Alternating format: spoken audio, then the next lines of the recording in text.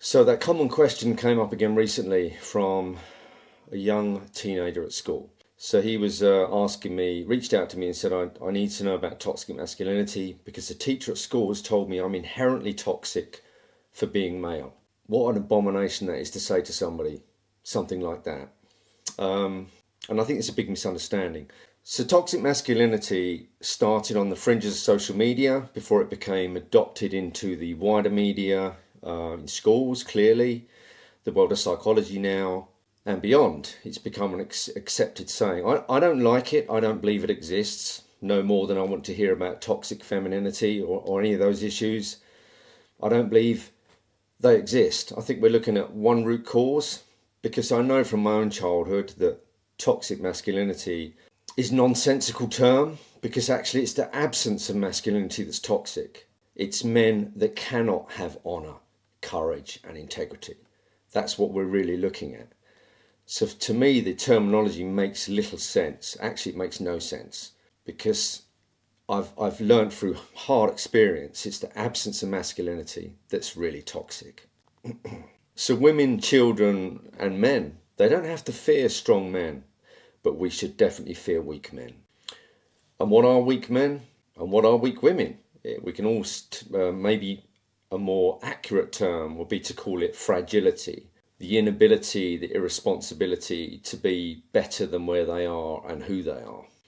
So I believe psychological fragility that somebody is refusing to look at and identify within themselves is not harmless, but incredibly dangerous. And I've said it before, if a man or a woman is not going to aim at courage, they will automatically slip to the opposite. So toxic masculinity is a confusing term. It's condemning to a certain type of person, the male race. It makes you think, well, is masculinity bad? What makes it toxic?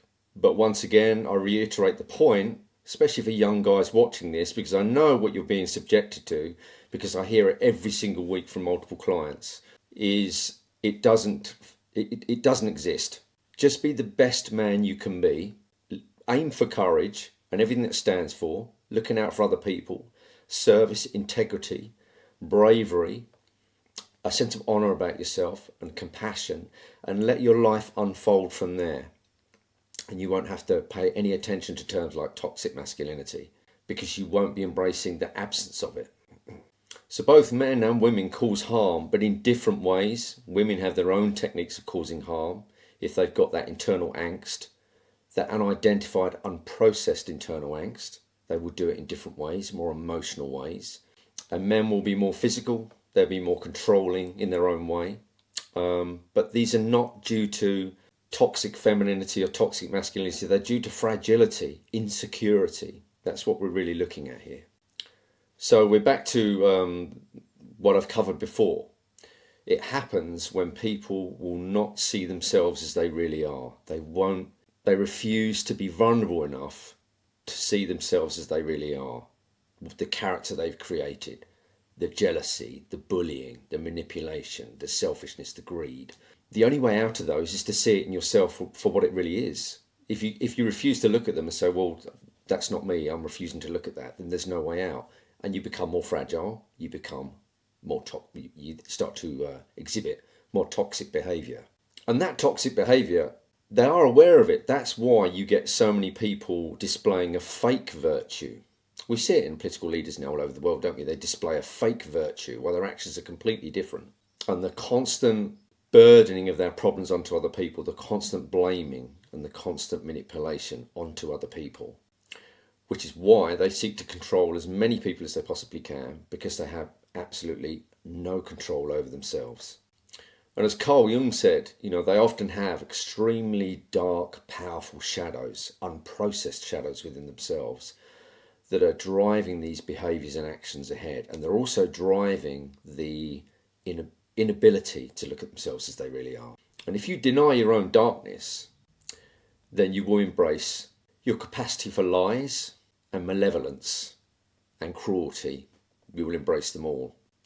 But the confrontation of it, the seeing it in yourself, the real recognition for the capacity for violence and destruction within yourself, actually opens the doorway to exploring the opposite.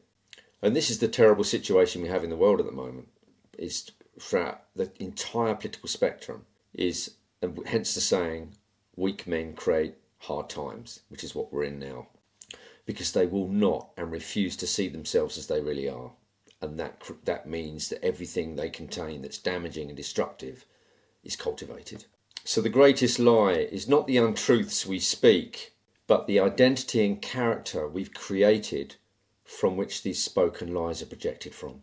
So the root of toxic masculinity, which I don't even believe exists, is fragility.